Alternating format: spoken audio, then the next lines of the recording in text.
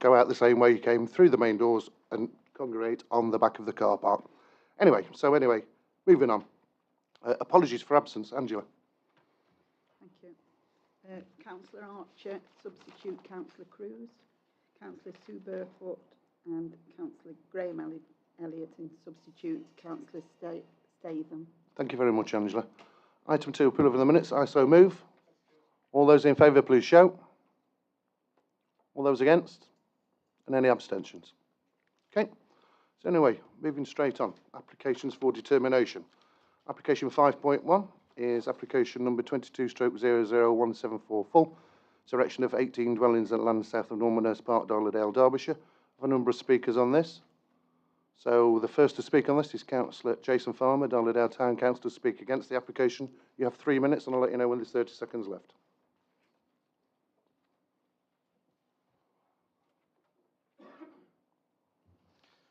Darley-Dale Town Council are opposed to this development on the following grounds. There are currently 2 major developments taking place in Darley-Dale opposite the Whitworth Hospital and next to the doctor's surgery, and the Town Council feel that this development adds to the over-development of the area, placing additional stress on local services such as the doctor's surgery, which is currently a 2 to 3 weeks waiting time. This is before the current developments are even completed. The development is not in keeping with neighbouring houses on the existing land and does not suit the local area. There is insufficient recreational facilities that have been discussed previously, and the developer has not adopted those within the wider community. There is an already high-pressure sewer running through the site. Concerningly, this has not been shown on the developer's plans, and as anybody who lives in this local area knows, that this has already ruptured in both Darley-Dale and Matlock quite recently in the past. The site is obviously prone to flooding. The lead local flood authority of the Derbyshire County Council acknowledge that normal groundwater levels are less than 3 metres below the surface. Additional surface runoff from this development will increase the flow rates to the river, increasing the flood risk downstream in Matlock. With the current climate change issues, this situation is only expected to get worse. The access to the site is not considered suitable for this type of development, and it has been noted by the Highways Department that it would not meet the standards required for adoption. The site is unsuitable due to the proximity of the local rail heritage line, which raises concern over particulate and noise pollution. Also, Pete Rail have raised their concerns that the proposed site proposes a health and safety risk to both their employees and potential trespassers. Increased flood risk also poses a threat to their operation and equipment. The development interrupts the wildlife corridor north of the railway line, running up from Matlock up to the Red House stables 30 seconds left. and into the centre of Darley-Dale. The abrupt termination of the road at the northwest corner of this development leads into adjacent fields, which is now giving the impression that the development may be further followed by another, perhaps second phase in the future. Thank you very much. Okay, thank you. The next on my list is Mr. Dave Oakley, local resident, to speak against the application. Similarly, you have 3 minutes and I'll let you know when you have 30 seconds left. Can you turn your microphone on, please? On now. I wish to speak against the proposed development on the following grounds. I feel it is an unnecessary development in a settled area and on a greenfield site. It adds further risk to the environment with surface water and air pollution in the area. It will attract up to possibly 50 movements of vehicle per day, all on and off an already congested A6. Impact on established homeowners, which will have impact on quality of life and may also affect their investment in their properties. The local infrastructure is under pressure. Junior schools, preschools, chemists and worse doctors' surgeries at the moment. Present pre-ongoing development being completed, a 2 to 3 week wait for a face-to-face doctor appointment is normal, which is not acceptable. This development will add to those issues. To sum up, this is an unnecessary development, will impact the A6 traffic issues, high risk to environment, loss of another Darley-Dale green space. I hope the committee will turn down this application to preserve Darley-Dale's green spaces. Thank you. Thank you very much. The next on my list is Mr. Rodney Howlett, local resident to speak against the application. You have 3 minutes, and I'll let you know when you have 30 seconds left.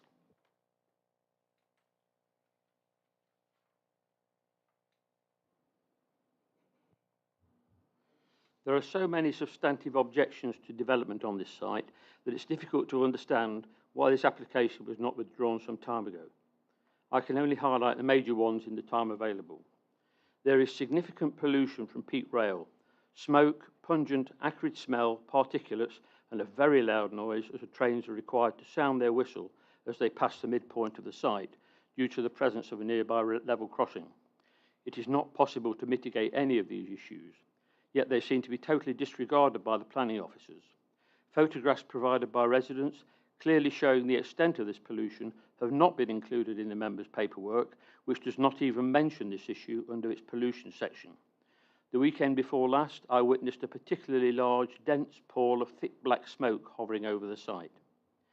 There are typically 1,770 train movements past the site every year, with a concentration on holidays and weekends when people are at home exposed to this pollution. The proposal is for family homes with children, yet peak rail runs alongside the whole length of this site. This is an open invitation for children to play on the railway and represents a clear and present danger to children. There are drainage issues, and there is required to be a sewage pumping station on the development to pump sewage up from the bottom of the site up to the main sewer along the top of the site. This main sewer of vitreous ceramic built in 1899 will have to take this extra load, yet this pumping station is not shown on the plans. There is no mention of the badgers frequenting the area.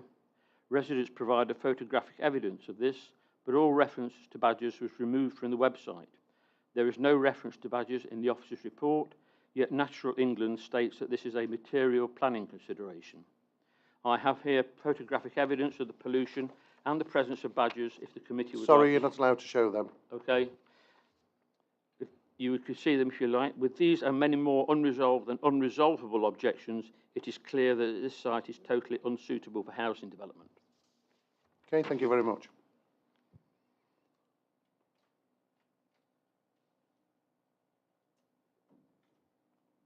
The next on my list is Mr. Lee Purslow, local resident to speak against the application. You have 3 minutes, and I'll let you know when there's 30 seconds left. Thank you. I wish to object to the development. I'm a resident of Matlock, and my main concern is regarding the increasing levels of flooding in this area and how, for us and the future generations, we can limit further actions from compounding the problem and ensure Derbyshire Dales remains a desirable place to live in and visit.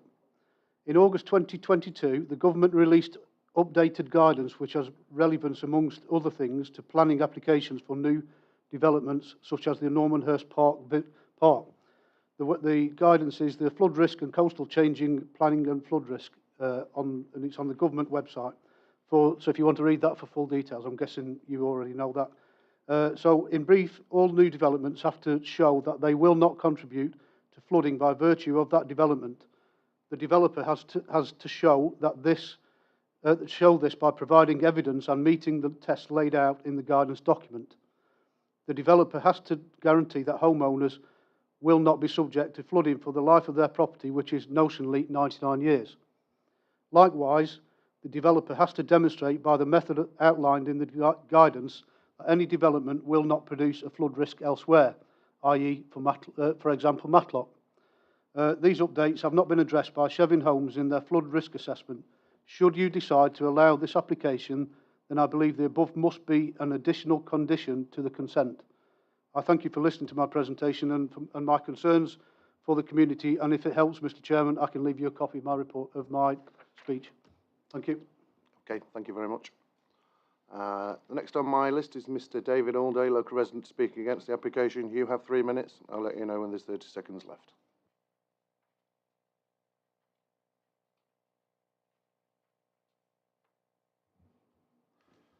Good evening. I'm staggered that we are discussing this application. It now appears that we will get regular flooding in Matlock, partly due to global warming. The flooding is due to the volume of water upstream. This comes from many sources, including runoff and seepage. It is not due to be mapped until mid-2025. I would believe this increased volume has built up through the years due to developments upstream, even as far as Buxton. These developments are not limited to housing. The felling of trees which has taken place is a significant contributor. One 30-metre deciduous tree absorbs 50,000 litres of water a year. Compare this with one hard tennis court. Runoff from this alone is 700,000 litres. The council has not been advised how many litres of water will be going into the Derwent as a result of tree felling in Darwin Forest and off the B5056 to Ulgreve. Both of these are recent. They have not been told how long this will take to reach the Derwent and why. Most of the water previously absorbed by felled trees will not be seen as runoffs. It will percolate in the substrata. Seepage is important. An example is water in the south of France doesn't come from the Alps or Central Massif, but comes from North Africa. The Normanhurst development will, in its own small way, add to pressure on Matlock flooding. The problem of flooding in Matlock is easily solvable without massive flood protection schemes, which may take decades to happen. Access to the A6 from Normanhurst is dangerous, with poor visibility and excessively speeding traffic. The pedestrian facilities are totally inadequate. There is no pedestrian crossing in either direction on the A6. A pedestrian wishing to go in the Roseley direction will have to cross the road since the pavement on the south side runs out. The A6 itself 30 seconds left. has a severe camber opposite the entrance, such that wing mirrors on cars and light vans reach into the pavement area up to 40 centimetres. One day, a serious, if not fatal accident will be caused to a pedestrian legitimately on the pavement. The developer has not addressed the updates required by the government in the 25th of August guidance. Unemployment. Thank you very much, Mr. Allday. Finished? Yes. Okay. Sorry, you've had your 3 minutes. Thank you. Right, the last on my list is Mr. Andrew Stock, the agent, to speak in favour of the application. I think you know you've got 5 minutes, Andrew, and I'll let you know when there's 30 seconds left. Thank you, Chairman, and good evening, members. Thank you for giving me the opportunity to speak this evening. It's been a long process to get to this point, but we welcome the constructive feedback given by all interested parties during the consideration of this application. I'd like to thank the case officer and the development manager for all their efforts in getting the application to this planning committee. The applicant, Chevin Homes, is a Derby-based house builder who has a strong track record of building high-quality homes in Derbyshire. Planning permission is now sought for the erection of 18 dwelling houses in Normanhurst Park. Permission was initially sought for 23 dwelling houses. However, following comments by the residents at the Town Council planning meeting, which both the applicant and I attended, and subsequent further conversations with the planning department, a revised scheme of 18 dwelling houses has been put forward for formal consideration this evening. The applicant recognised the importance of attending the Town Council meeting and, crucially, considering the points that were raised. We believe the amended scheme resolves the majority of the initial concerns that were raised and is still policy compliant. It's also worth mentioning that prior to the submission of the application, the applicant engaged in pre-application discussions with the council. The proposal before members this evening is for the erection of 18 dwelling houses with access to be provided directly off Normanhurst Park. A variety of house types are proposed, including bungalows, two-storey semi-detached and two-storey detached dwelling houses. A traditional design approach with the use of birch over horse stone and plain slate grey tiles is proposed throughout. The layout and orientation of dwellings and windows are such that they provide maximum solar gain. Dwellings have been designed to optimise the prospect for using PV panels in the future should residents choose to install them. EV charging points will also be provided for each dwelling house. The application is accompanied by a comprehensive sustainability and energy statement, which alongside the proposed condition 16 will ensure that development contributes to tackling climate change. The applicants are also committed to securing 2 first homes on site and a significant contribution to affordable housing and education contributions locally. As set out in the case officer's detail.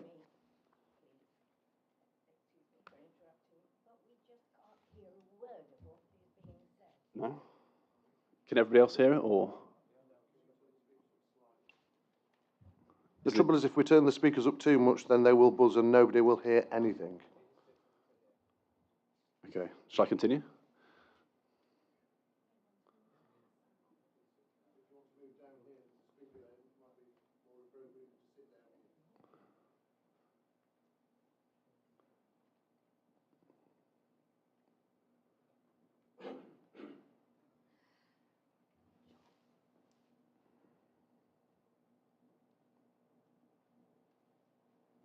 Right, carry on, Andrew.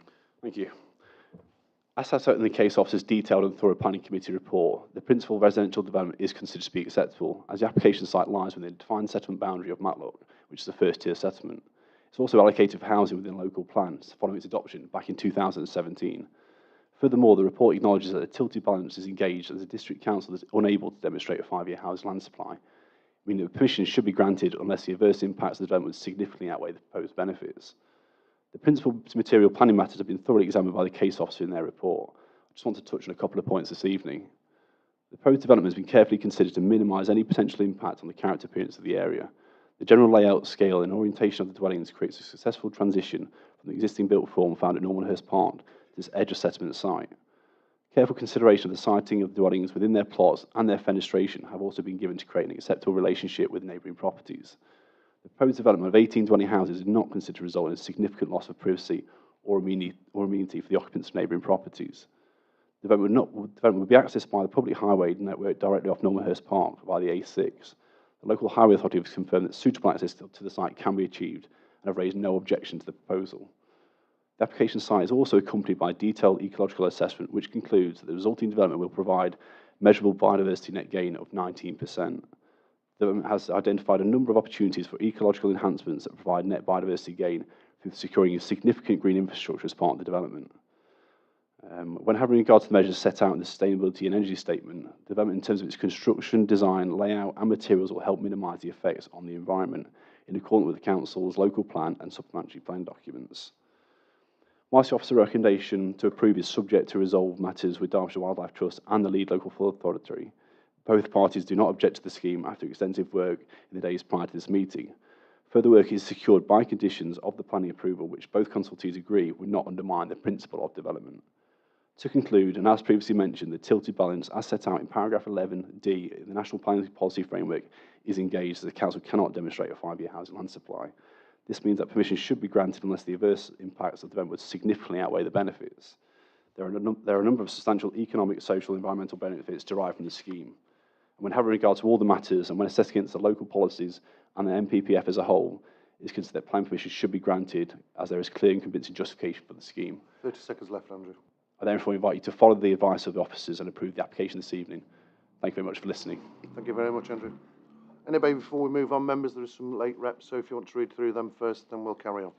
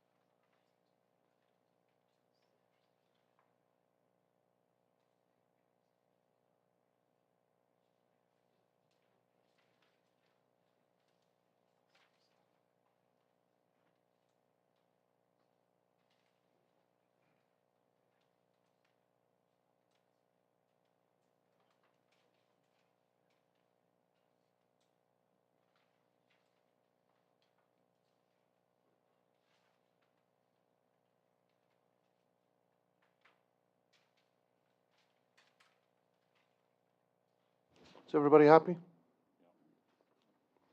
Right, in which case now we'll go over to our officer and Joe will present it. Thank you, Joe. Thank you, Chair. The members will have visited the site yesterday to appreciate the site in its context and the impact of the development on, in particular, the adjacent Normanhurst Park development. The District Council recognise that this is quite a constrained site in that you have a bank of TPO trees along the southwestern boundary, which you can see on the plan on screen now, and also due to the high quality of the existing Normanhurst Park development, which is characterised by large detached dwellings of birch over stone construction. It was precisely because of this strong character that officers had concerns with the scheme as originally submitted. So the scheme came in initially for 23 dwellings. We had concerns that comprised overdevelopment of the site. There was concerns that the application as submitted also included a flatter development, a block of flats within the centre, and there was concerns that this didn't. It wasn't in keeping with the character of the existing Normanhurst Park development. Hence the sort of long discussions with the applicant to get us to this point where the scheme now proposes 18 dwellings, which is 2 below the site's allocated for 20, so we're 2 under the allocation in the local plan. But the District Council now feel that all material planning considerations have been addressed or can be addressed through the conditions which are attached within the officer's report.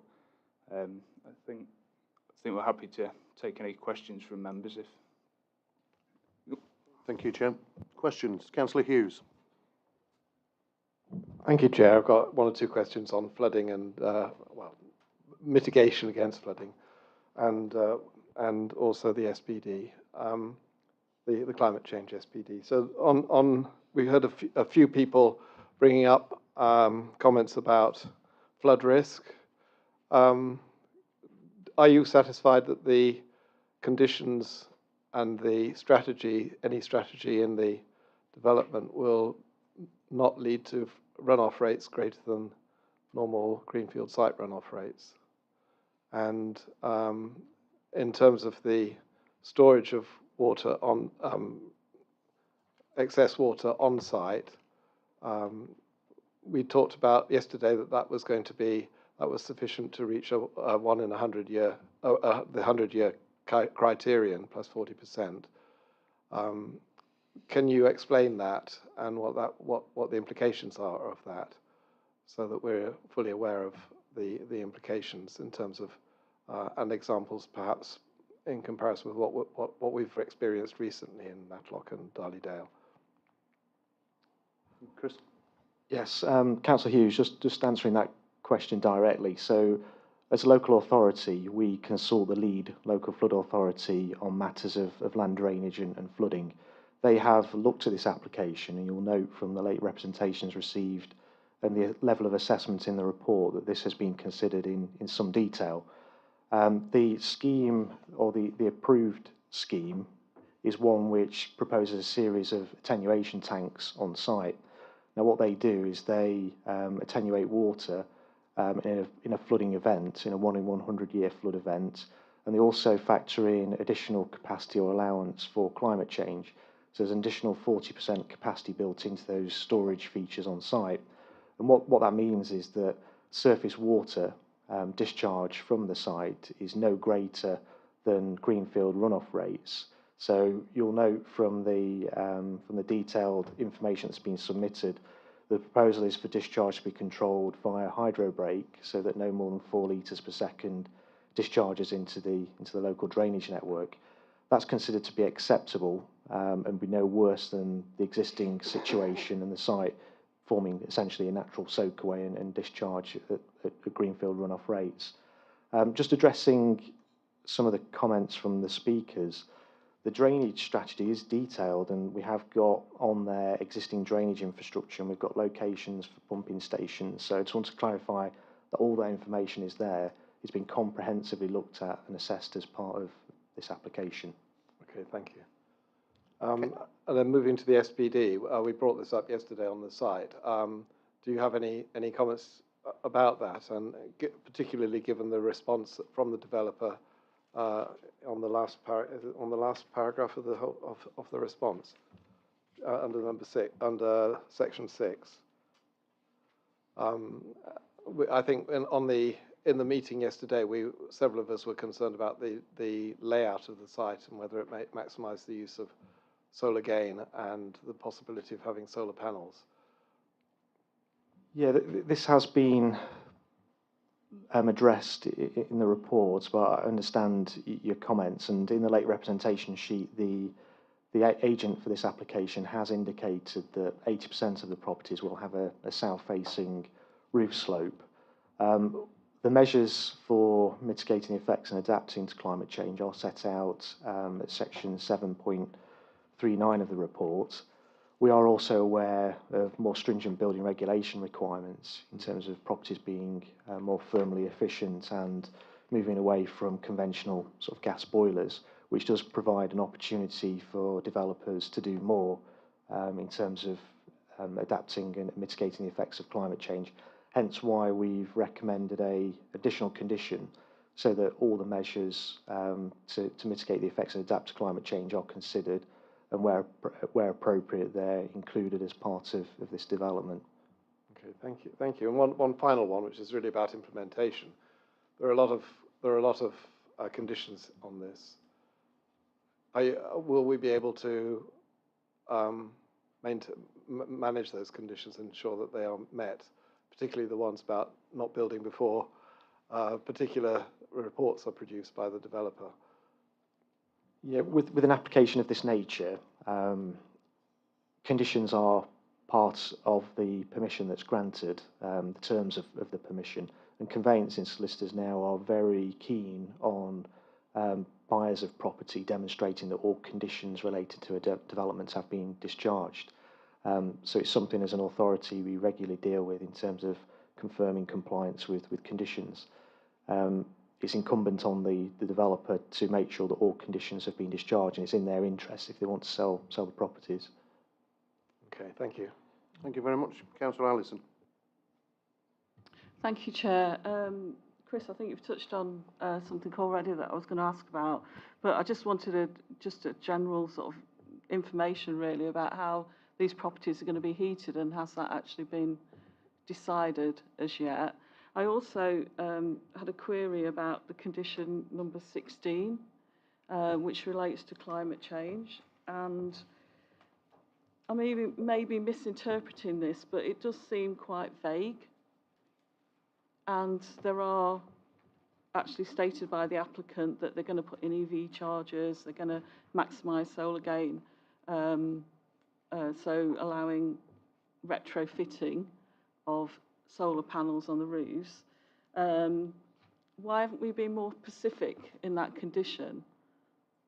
Thank you. The condition is necessary because although the applicant has indicated what they will do to mitigate and adapt it to climate change, without the condition we can't hold them to that in some respects. So the condition offers flexibility both ways, in that we can ensure that measures are introduced that as a minimum provide appropriate mitigation to climate change and the effects of it, but also it doesn't put a bar on it. So if there's more that can be done, we'll explore that and ensure that we deliver the maximum possible in respect of this development. Without a condition, there'd be no way of controlling that information. Okay. Do you know anything about how these houses are going to be heated? There's no, as part of this application, there's no proposals in terms of microgeneration air source heat pumps. So worst case scenario is that conventional boilers would be introduced. However, there are more stringent requirements in respect of building regulations that the developer will have to comply with, and that will mean that they will have to give consideration to all other means of heating the properties. And having this condition means that we can explore those other options. Okay. Councillor Slack. Thank you, Chair. A lot of the speakers have spoke about the ancient drainage system going back well over 100 years. I mean, are you confident that we saw last year big bursts and tankers there drawing water off, continuously taking it away. Are you confident it's going to hold Chris with all this extra water coming down? Because I'm a bit sceptical, really, to be honest. Yeah, as part of the development, the developer will have to demonstrate that the site or development can be appropriately drained, and that includes obviously foul and surface water drainage. They will be making connections to existing infrastructure, and it's for the water company to ensure that that infrastructure is fit for purpose. We can be satisfied that this site will be appropriately drained in respect of the new development, but existing infrastructure and improvements to that is not something that the applicant can control. Shouldn't we have this in place before we come to this, before planning permission comes along? Shouldn't it be in place, that, really? We have to assume that the water company maintain their assets and that the infrastructure that is fit for purpose, and they also have a duty to accommodate new developments and to improve their infrastructure where required. Yeah, it seems as we putting the cart before the horse, really. We should have been having this infrastructure in place already. Anyway, the second question is in regards to heating. What we don't want to see is gas boilers, obviously. We don't want to see gas boilers because it's we've got to phase them out. We know that. Everybody knows that. Deep bore e-source pumps. There was talk of it yesterday of having two on site. That was in respect of the fire station application as a compound for air source heat pumps. I thought the e-source pumps with this application. There's no firm proposals for air source heat pumps as part of this application. Never been negotiated, never been talked about. Well, that's something for future discussion in terms of what's achievable. Again, we put in the cart before the horse, aren't we? Really, we should have this in place before we got to this stage. I'll treat that as a rhetorical question, because I think we've already considered that point. So, okay, thank you. Thank you, Councillor Statham. Thank you, Chair. I didn't make the site visit yesterday because work commitments, but I am familiar with this site and the area. Three of the speakers mentioned the pollution coming from peat rail. I know burning coal, you get carbon dioxide, carbon monoxide, sulfur dioxide, benzene, loads of other hydrocarbons. Has there been any monitoring of the fumes which are coming off peat rail? And looking into the future, say if somebody got ill down there, hope it doesn't happen, but how would we stand as a council legally if that was to happen? So there's been no monitoring carried out as part of this application. We have consulted our environmental health colleagues in respect of the development and its effect on public health. Based on the frequency of use of the rail line by steam engines, the environmental health team at the District Council hasn't raised any objections to this application. If pollutants or air quality was an issue in the future, then we'd have environmental health powers to tackle that. But it's not something that's been raised as an issue by environmental health team when assessing this application. I'd say like weekend school holidays, peak rails are a lot busier, and 90% of the time there's a westerly wind, so it will sweep through the development. I think it's something that we ought to be monitoring and go on from there. I've got another question about in the representation somebody mentioned a TPO tree that's on the site which isn't in the actual plan. Could you elaborate on that, please? Joe, I'll defer to Joe on that, but just to explain that all trees of high amenity value and protected trees are to be retained as part of this development, and new tree planting is also proposed. But in terms of that, answering that specific question, I'll just turn to Joe in his judgment as case officer. Sorry, my understanding was the first tree, as you come in the access road there, wasn't displayed on the original site plan. I think it was displayed with a root protection area, but there was no indication that there was actually a tree there. So I think that has been I think that has been corrected now. Very good. Thank you. Thank you very much, Councillor Allen. I've got two more down on my list for questions, then we're going to go in debate.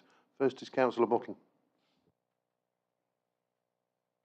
Oh, thank you very much, Chris. Jason. Chris, when we're talking about future-proofing and your discussion about air source heat pumps and the taking into account climate change, will we be making sure that these properties have sufficient interior space for things like pressurised water cylinders so that they can use air source heat pumps to heat their houses in future? That's not something that we'd control under the planning process. It's a matter that may be considered as part of building regulations, but it's not something that we'd assess as part of this planning application. So it's reasonably clear that if they put gas boilers in, then retrofitting will be very difficult unless they actually decide to put in a decent sized cupboard as well. It does, but that assumes that we'd be applying perhaps old building regulation legislation in terms of what is acceptable at this point in time. It's difficult, but planning is often seen as the answer to a lot of problems, but it requires a joined up collaborative approach between both planning and building regulations. Building regulations regulations are beginning to catch up in ensuring that development, new development, does what it should in terms of mitigating the effects and adapting to climate change. We can't control all of that through planning.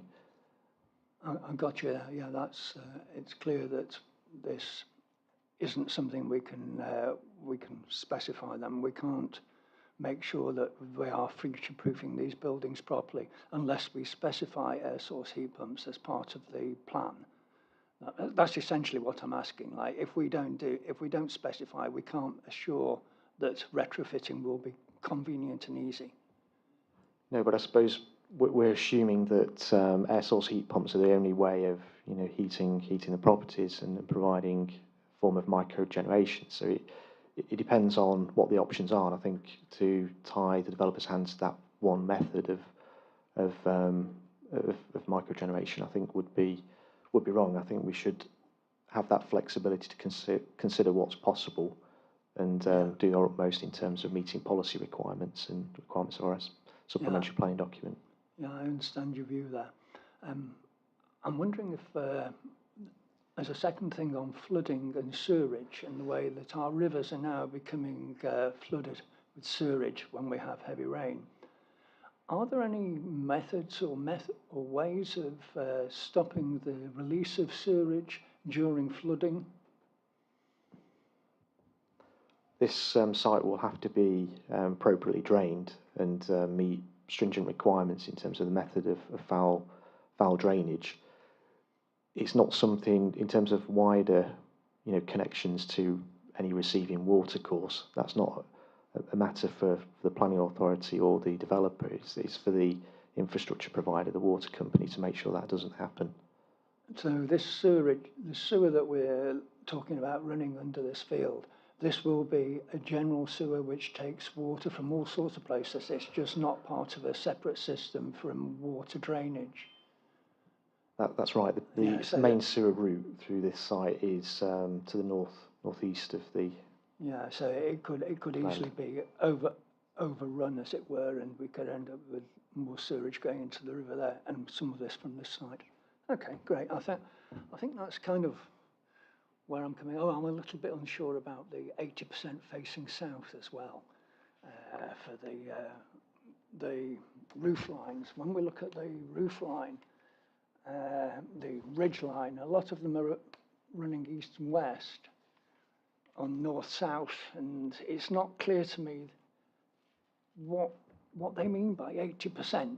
Yeah. And is 80% good enough? Just to clarify, so 70%, it's 70%, but I think how it's been framed is that the properties have a roof slope facing in a southerly direction. There are various outshots and projections off these properties, so it may be that there might be a small ancillary element of the roof that faces in a southerly direction in working out or calculating that 70% of the roof slopes will face in that direction.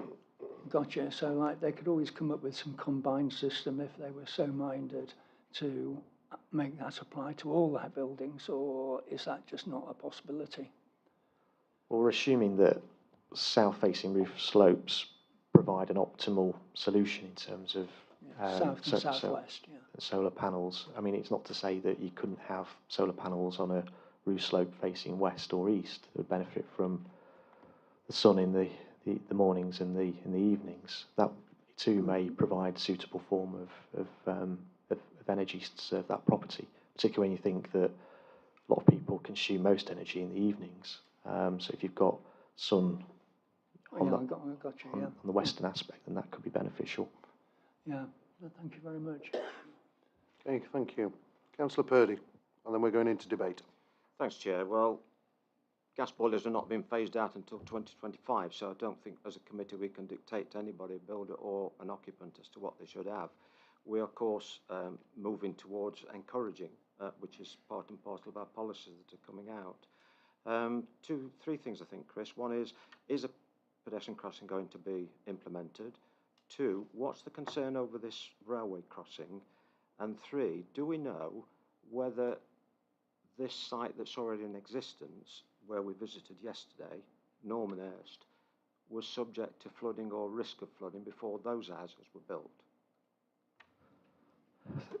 So, as part of, in the officer's report, you'll note that condition 20 in the agenda requires the delivery of a pedestrian crossing point to provide access to the facilities and the services that are available within the nearest settlement, which is Darley-Dale in this particular case. So that is a requirement of this application. Yeah, so a crossing point will be delivered, and that's something that has been requested by the local highway authority. Answering the third question, sorry, I need to think about the second one.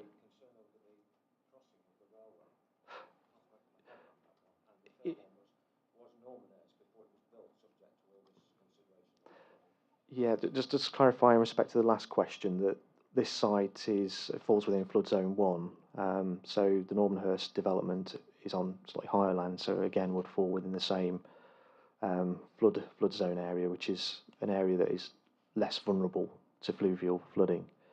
In terms of the crossing point, I'm assuming you mean in terms of access to the multi-user path that runs alongside that rail line. We can't require that the applicant secures access to that facility across third-party land, and we're not sure whether Pete Rail and the users of that rail line would want an additional route over the rail line. There are accesses to that facility from this development site to the north, west, and northeast, and public footpaths that link or provide access to that facility from this development site, and we consider that to be acceptable provision. Okay, right, members, now we're in debate. Councillor O'Brien. Thank you very much, Chair. I very much welcome the principle of the development of this site. I think around about 18 dwelling houses is entirely appropriate. I welcome the first homes provision, providing an opportunity for local people to buy a home for the first time. I like the design of the individual dwellings, and I approve of the wildlife corridor along the perimeter of the site. I think that's good. But there are two fundamental aspects of the layout and the overall design, which I think means I can't support its approval at the current time. The first has already been referred to, and that's the way in which it does or does not meet the requirements of our supplementary planning document on climate change. Now, we said when we approved that at council that it's not a coffee table document. That it's not a nice to have policy. It's a policy there to deliver our climate change objectives, and we need to support our officers in achieving the objectives. And I think here, I'll go through why I think this, that we have not done that. We have a section in the supplementary planning document on improving building layout to meet objectives. It's section 6. And that talks specifically about orientation to achieve passive solar design, and makes it clear that the dominant roof alignment, roofscape, should achieve that through a southern orientation rather than an east-west orientation. And certainly when I look at the design, it does not achieve that. Secondly, we have issues to do with overheating, because sustainable development is not just about enabling homes to be heated efficiently. It's about avoiding them overheating in warm periods, and that's achieved through natural shading, grouping of trees, etc., which certainly has not been addressed in the design we've seen.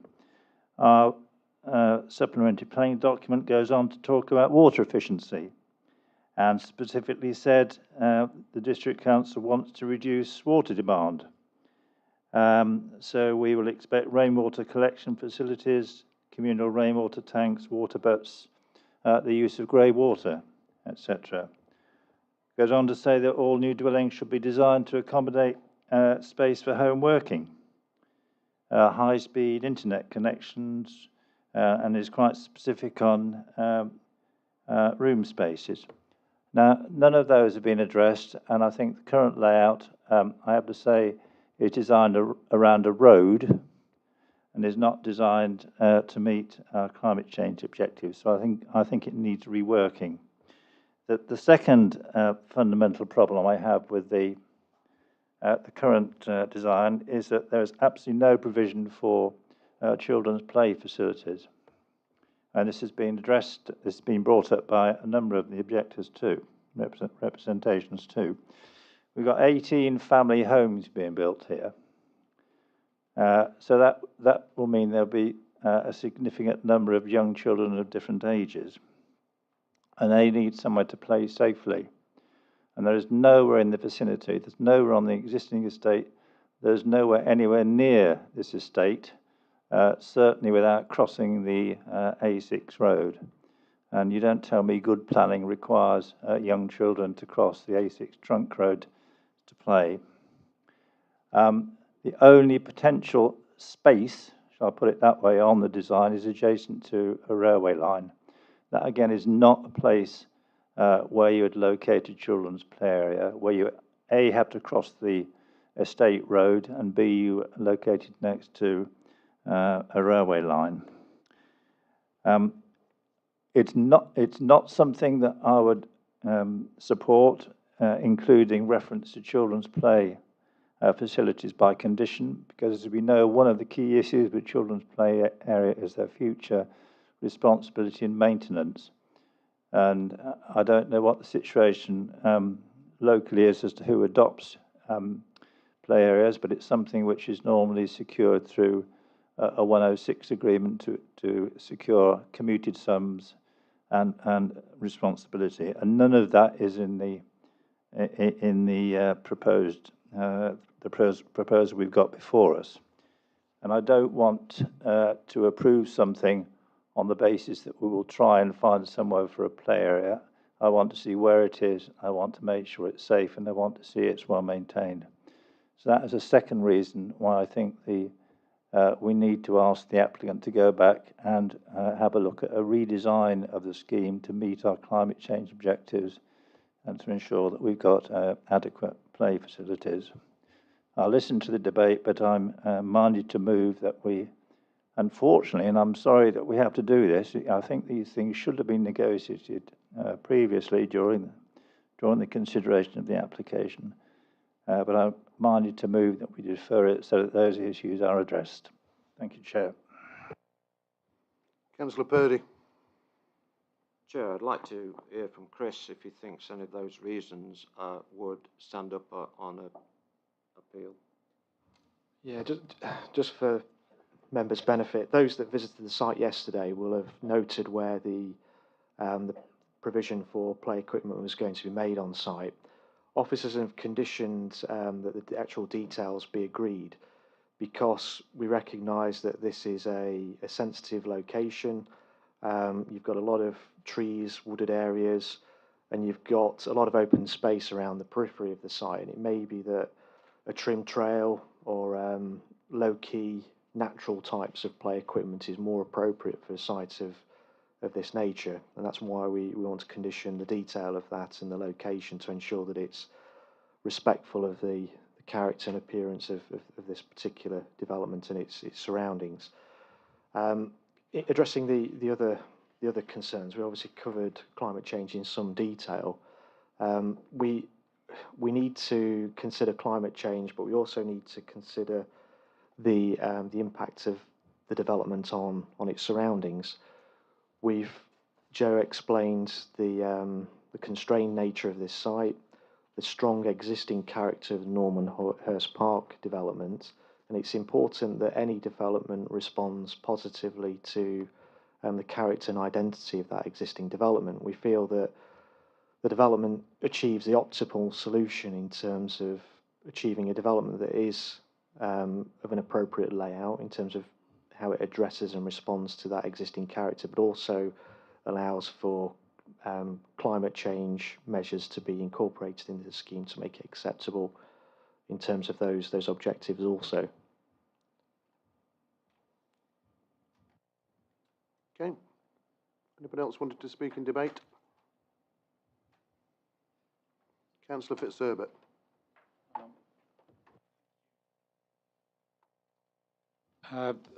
Thank you. I appreciate the concerns of Councillor O'Brien and everything that we've discussed about microgeneration, solar, etc. But I don't think it's within our remit to tell developers how to build their houses. I think, as Chris has said earlier, I asked the question on site yesterday why the determination target on page, whichever one it is, was for the 10th of June, why we're now seeing it another 4 months later. I think that's because the applicant has engaged with our officers, and a further 4 months it's taken to get to this committee for it to be debated, amongst members. Yeah, I've listened to the very eloquent speakers that we've had tonight. I've listened to everything about the flooding and peak rail, etc. But I think most of these things would have been flagged up in that 4 months, and I'd be very surprised if it hasn't. And if Chris might have a different an answer to that if I'm wrong, I don't know. We are not here to tell people how to build houses. We're here to allow them to build, especially when it's zoned. It's in the local plan. It's come down from 23 to 18 dwelling houses. It's a mixture. There's a contribution going to Highfields and Chesterfield Hospital. I think the officers have. We may not agree if they've done enough, but I think they've worked overtime perhaps to do this, and I'd like to move the application for approval, please. Find a seconder. I'll second it, Chair, on the basis that I've looked very closely at this because of all the conditions and so forth and the objections, but I find no good reason for refusal, and that's why I asked the officer that question. And that's fundamental to this, and I don't think it's going to gain anything by deferring. I think we're in the process, in the transformation period now, between what we can actually achieve on climate change by law and what we'd like to achieve aspirational. And I think that's a difficult period we're in. We can't dictate on a transformational aspirational process, but once 2025 comes, we can tell developers they can't put boilers in. And then when the other law comes in, appropriate to whatever it is on planning, we can tell them the same. There is hard work going behind the scenes with building regs. I'm aware of that because, as Chris says, they're catching up. And that's the main element of this process. So I'm going to second it, Chair, on the basis that I find no good reason for refusal. Thank you very much, Councillor Purdy. Councillor Cruz. Thank you, Chair. I'm not going to go over all the points that everyone else has already made. I am worried about the play area, though. That does stand out as something that is of concern. Kids need somewhere to play.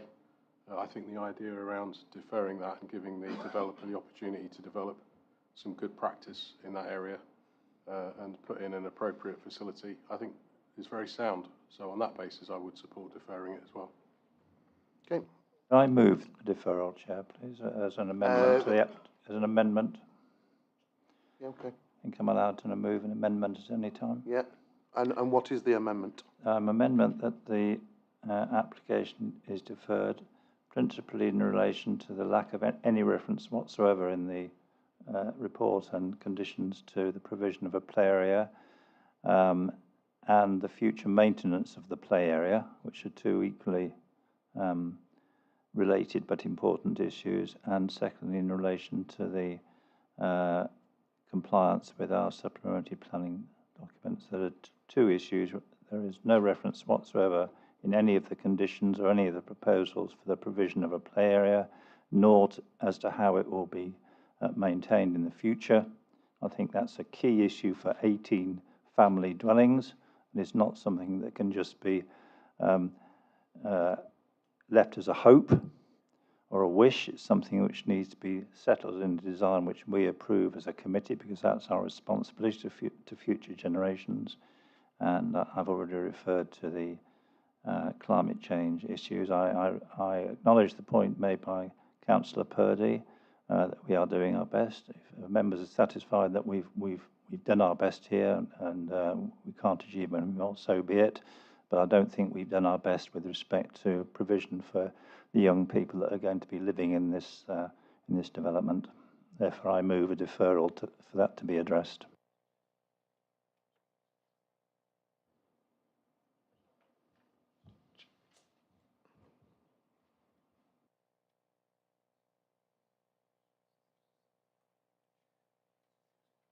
Yeah, for the time being, Chris will come back on something.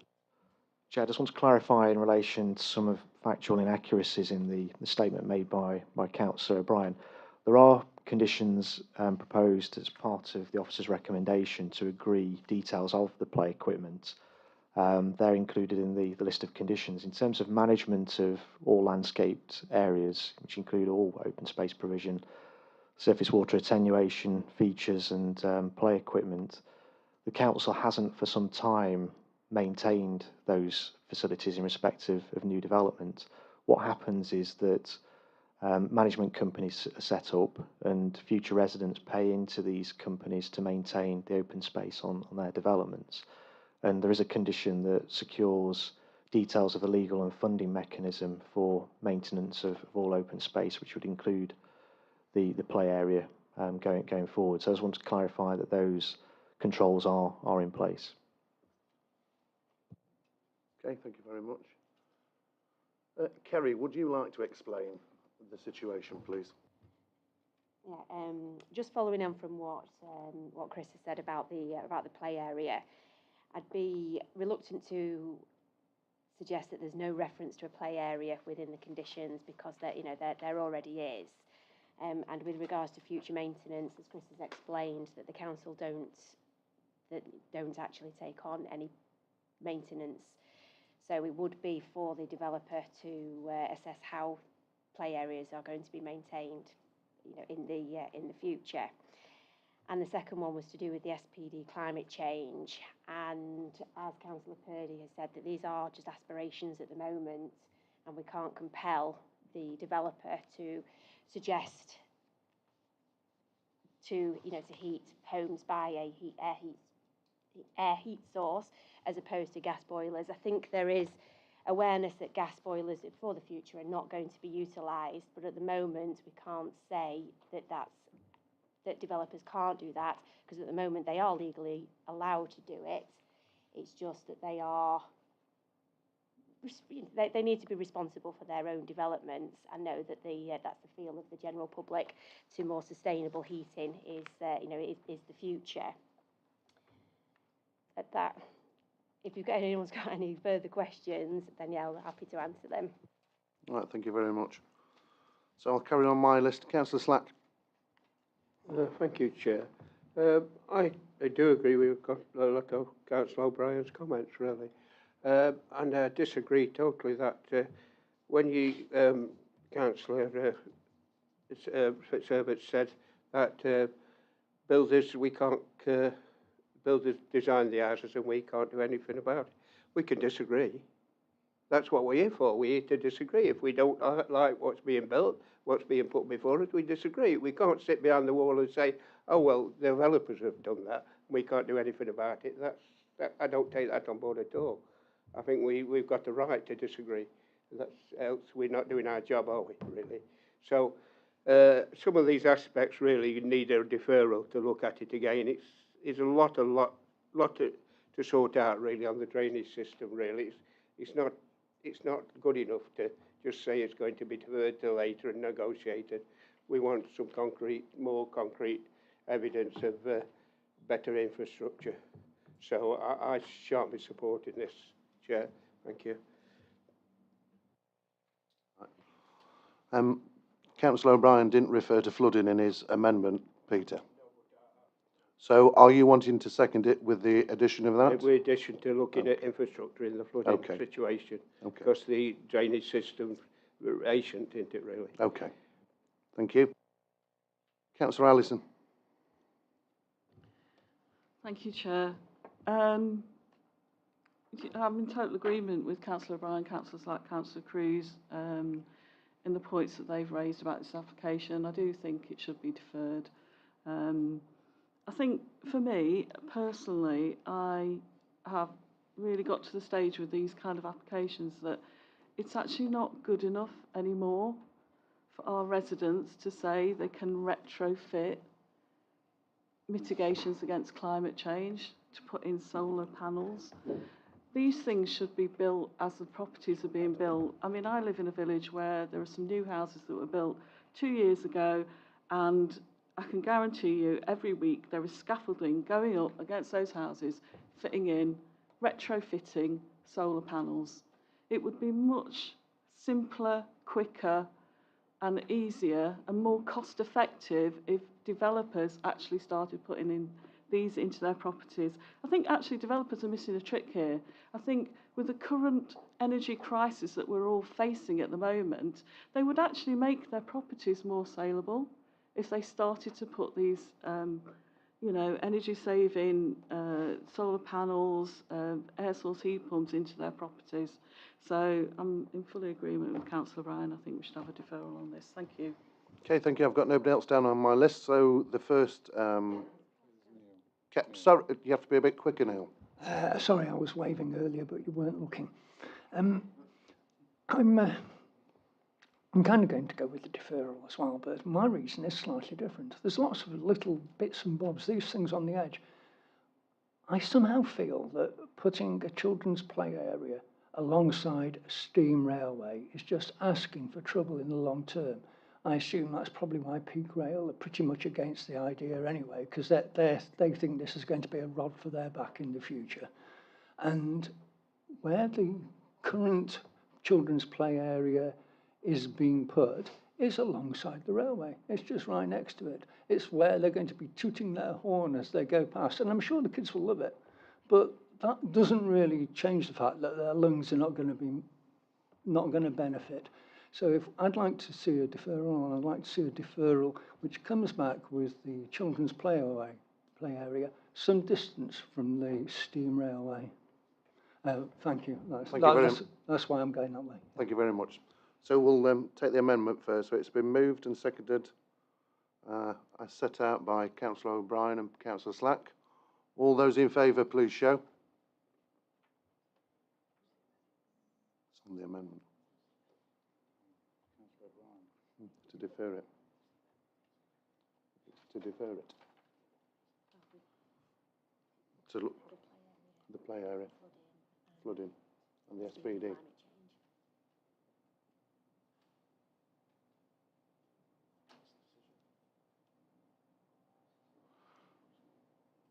Well, all those in favour of the amendment, please show. Just put your hands up again. All those against?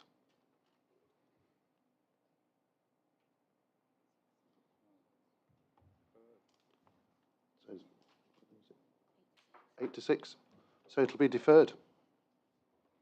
Okay, thank you very much, members.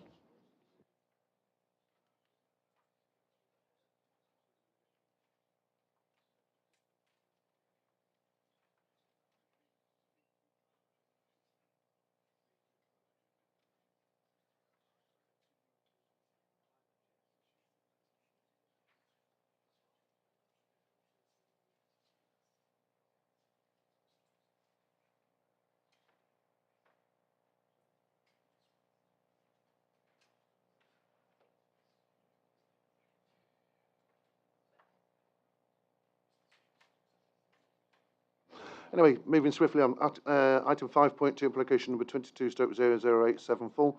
Demolition of existing fire station outbuilding and erection of new fire station and training tower, Matlock Fire Station, Chesterfield Road, Matlock. So I don't think we've got any late reps on this, and we only have one speaker, Mr. Roger Thornley, local resident, to comment on the application. So if you'd like to take the seat, you have 3 minutes, and I'll let you know when you have 30 seconds left.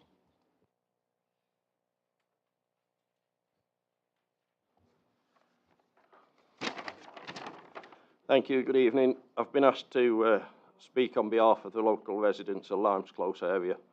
Our main concern was the southern hedge on the boundary there.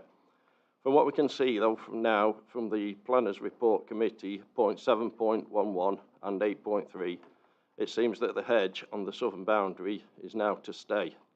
I hope we've understood this correctly. And we're all very grateful, and this is a great relief to all of us, and would like to thank those involved in listening and acting on local people's fears. We had found several reasons for keeping the edge, and only 1 or 2 negligible reasons for it to go. I'm certain it's the correct decision. However, we are not sure what is meant by revised boundary treatment, if that can be made clear at all, please. Secondly, it would be nice to know if we could be told, obviously much nearer to the time, when the most noise and dust will be produced. No doubt there's going to be a lot of it, during demolition and reconstruction, so we can possibly avoid the worst of it. I suspect they will keep it to a minimum as possible and precautions taken to control them. I hope I'm safe to sit in my backyard without any safety precautions, earmuffs, masks, etc. And there won't be too much coming over disrupting us. Thank you very much for listening. Thank you very much. When there's no late reps on it, then we'll go straight into questions. Councillor Cruz. Thank you, Chair. I just wanted to clarify with the planning officers that the hedge on the southern boundary is going to be retained. Yeah. Yes, I made a point yesterday during the site visit just to draw members' attention to that hedge, because it is recognised that it's an attractive landscape feature and a feature that can be retained. And I have agreed with the fire authority that feature will remain.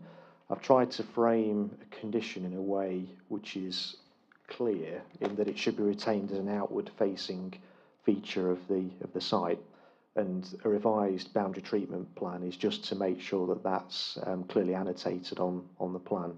But that's the intention. We did raise this yesterday, and the fire authority did confirm that they know that it's a feature that should remain. It will not be removed and be incorporated as part of the proposals.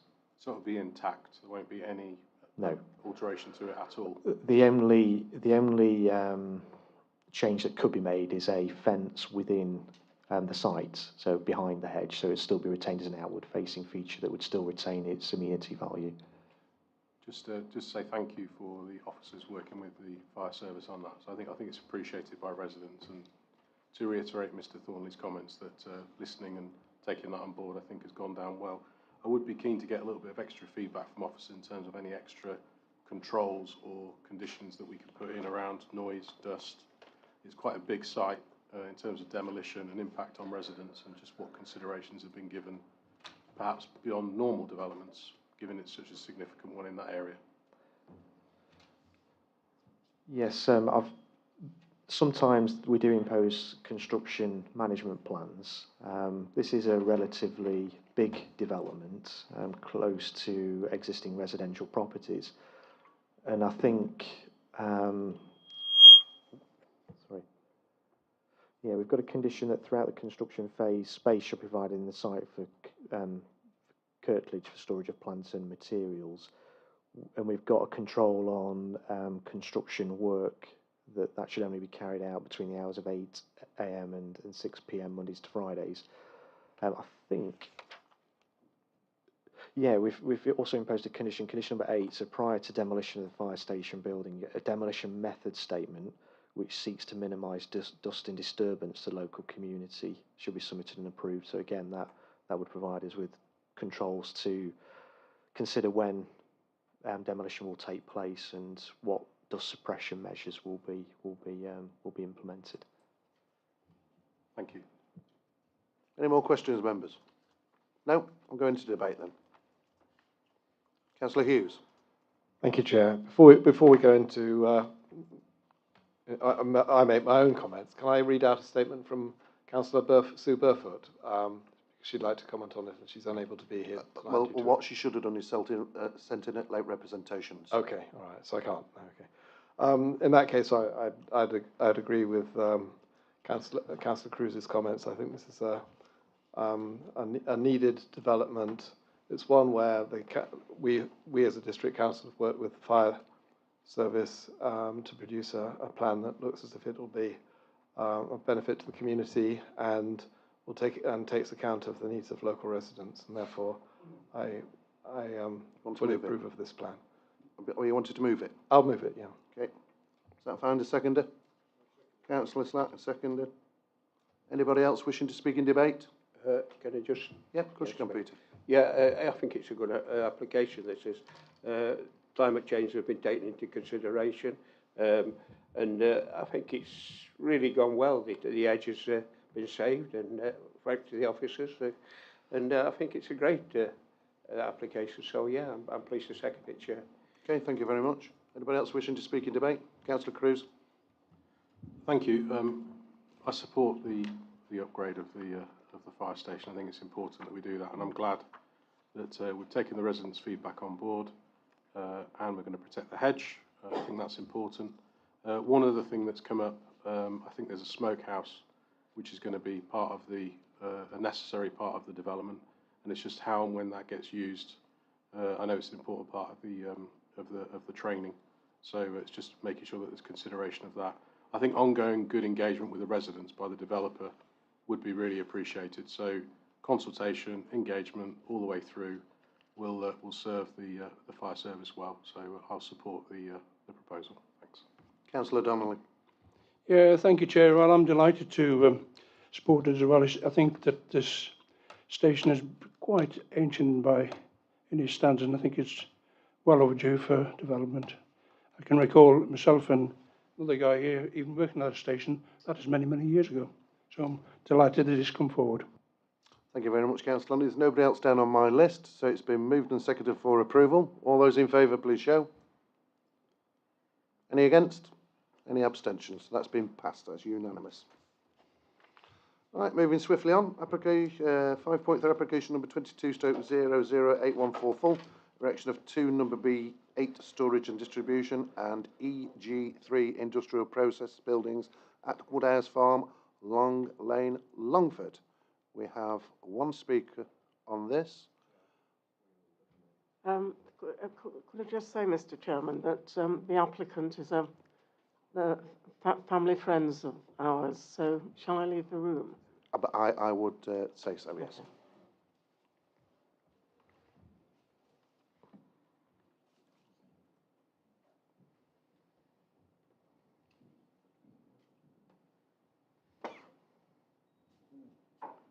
Okay. In which case, Andrew, would you like to come and sit back down in the hot chair, so to speak? A bit like Mastermind. I'll give you a starter for 10. So do you have... Can I just ask that he speaks a little more slowly? Because it would be easier to hear, I think, if he does. Andrew, I think you'll take that on board. So you have 5 minutes, Andrew. I shall do my best, thank you. I'll let you know when there's 30 seconds left. I'll try and keep this as brief as possible, as I'm aware that the application is only being presented this evening on a technicality, as the development constitutes a major development due to the size of the site and the proposed building. No objections have been raised by local residents, the parish council, or the planning department. However, I'd just like to make the following points. Full planning permission is sought for reconfiguration of the previous approval back in 2018. The application proposes the erection of a 2B8 and E-class industrial buildings at Woodhouse Farm. The buildings will be subdivided into 9 individual units. When having regard to the extant permission and policies contained in the adopted Derbyshire local plan, the principal development is considered to be acceptable. We believe the reconfigured layout is better related to Woodhouse Farm in the form of an extension of an existing building and the siting of a large building against an existing retaining wall. As the site is well related to the existing buildings at Woodhouse Farm, we consider that the proposed development would not adversely impact the character appearance of the countryside or the setting of Longford Conservation Area.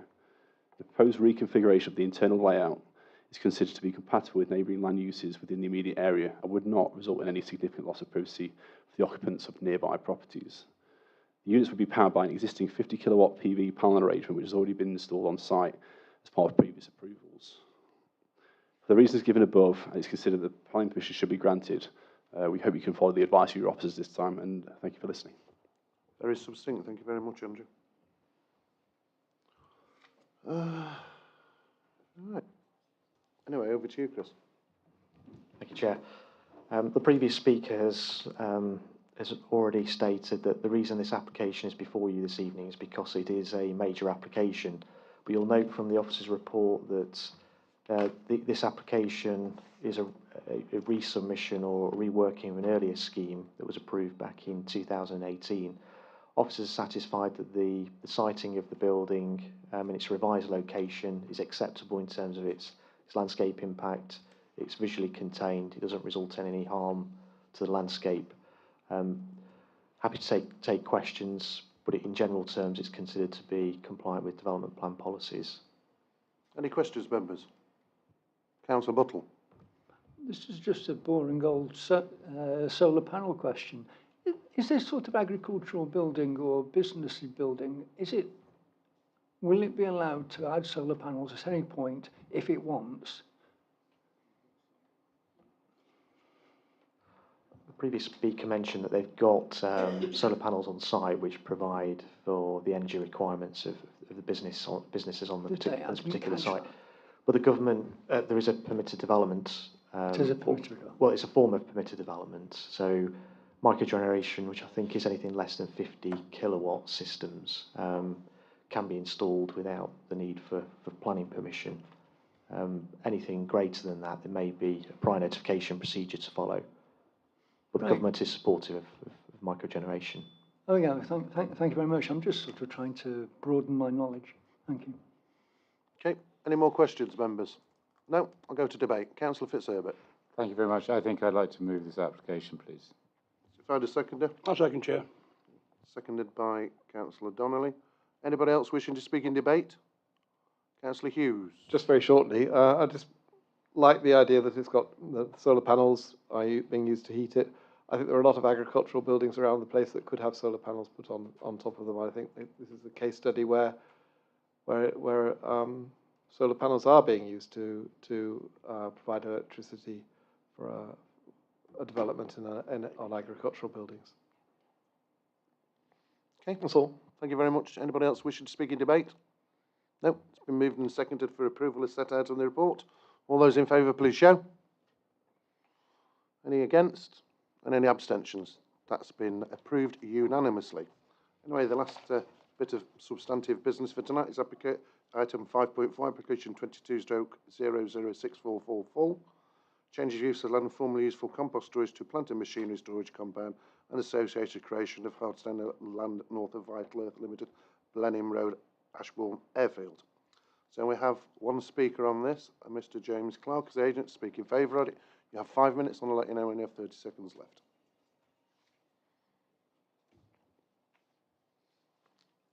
Thank you, Chair.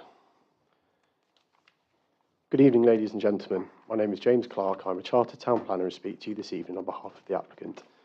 As with the last application, this is presented due to site size. The site lies within allocation DS8 Ashbourne Airfield and the access is located within allocation DS1. The site was formerly used for the storage of compost as part of the now closed Vital Earth facility. Public footpath 21 runs adjacent to, but outside of the site's northwestern boundary. This application seeks to use the land as plant storage compound as part of the delivery of Phase 1 and Phase 2 as allocated in the local plan. As you will hear from your officers, the application is not subject to any objections from statutory consultees and is recommended for approval. We are aware that comments have been raised about the former use of the site and whether this presents any constraint on development. Your officers have correctly consulted with your in-house environmental protection officers and the Environment Agency, both of which return a no objection comment. Accordingly, both your officers, consultees and the applicant team are comfortable that there is no constraint to the proposed development, and on behalf of the applicant, I'd like to thank the officers for their collaborative approach in dealing with this application. Following the completion of the roundabout to the A52, the internal link road, and the now submitted reserve matters applications for the proposed housing in Phase 1, the development of the airfield and the vision of the development plan is being realised. Thank you. Thank you very much. Very succinct. Chris, are you taking this? Oh, Joe. Thank you very much, Joe. I won't add too much. I think the previous speakers set out the proposal quite well there. I think just to say there was initially a holding objection from the lead local flood authority pending the submission of a flood risk assessment. That's now been submitted and effectively it was deemed that there would be an improvement on the site because the surfacing proposed is more permeable than what's on site currently. The site would also be sort of subsumed by Phase 2 of the airfield development further down the line. And I think we've actually attached a condition that the compound is only used for the airfield, so it doesn't prevent that development going forward, and it will be subsumed by the greater airfield development. I think that's it. Okay, thank you very much, Joe. There is just a little bit of late wraps, but it's more to do with conditions now. We've had comments from the local lead flood team, so if you want to quickly cast your eyes over that, it's only a couple of paragraphs.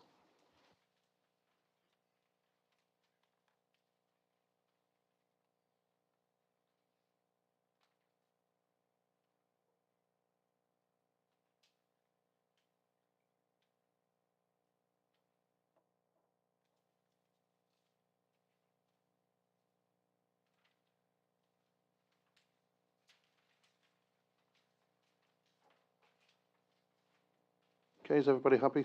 Pretty standard conditions. So anyway, questions, members? Councillor O'Brien. Just a brief question. Can you explain how this proposal contributes to our economic development objectives of higher skilled and higher paid jobs? Thank you, Councillor O'Brien.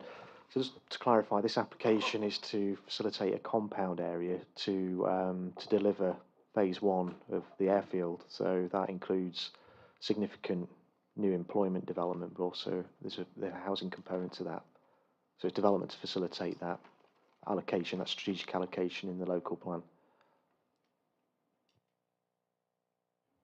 Councillor Buttle. Hello there, Chris, and thanks, Jason. It's going to be subsumed by Phase 1. What happens to it then? Does it stay a compound with hard standing, or does it become something else? Will it need a separate planning application to become a business unit or what? I think that might have been my wording. I think as part of Phase 2, it will become part of that development. So it will be. We obviously don't know the details of Phase 2 yet, but whether it's housing or employment land, it will go effectively. So it's not permanent hard standing on the edge of the airfield? No, it's just a compound to facilitate the airfield development. And if it doesn't, if nobody applies for anything else to do with this land, is that what it's going to end up being, just sitting there? I think that's what the condition is trying to prevent, so it can only be used in association with the delivery of so it's not just a compound for any developer to use, it's just specifically for that development. So like in 20 years' time, will it be gone? Assuming Phase 2 has been... I just hope the airfield's finished by then. Okay, I'm just wondering, like, what are we giving permission for? Thank you. Okay, anybody else wanted to ask a question? Moving to debate, Councillor Donnelly. Yeah, thank you, Chair. Well, I'm not going to debate on this. I think I'm happy to recommend officer recommendation. Okay, thank you very much. Councillor Lees. Yeah, same again. I'm happy to support this application and second it as per officer's recommendation. Thank you very much. Councillor Purdy. Well, thanks, Chair. Well, it's nice to see Mr Harrison and Co again. For a long time since I've seen you, but I wonder if anybody other than us know the pain that the closure of Vital Earth caused. Anyway, thank you. Councillor Froggatt, do you want to make any comment? No, I was going to second it, Chair. Okay, thank you very much. So it's been moved and seconded for approval. All those in favour, please show. Any against? Any abstentions? So that's been approved unanimously. So just a little bit of housekeeping now. You'll look, the appeals process, there is nothing to report on. It just wants notice, so I'll move it for noting. Second, Chair. All those in favour, please show. Any against? Any abstentions? So that's unanimous. Thank you very much. Chair, can I just make a comment? Of course you can, yes. To some comments tonight. Of course you can. I think members will be pleased to know that Vision Derbyshire were looking at all of the industrial sites in Derbyshire which lend themselves ideally to solar panels. It's part of an identification from a D2 Economic Prosperity Committee meeting yesterday. So all I can say is watch this space. Okay, thank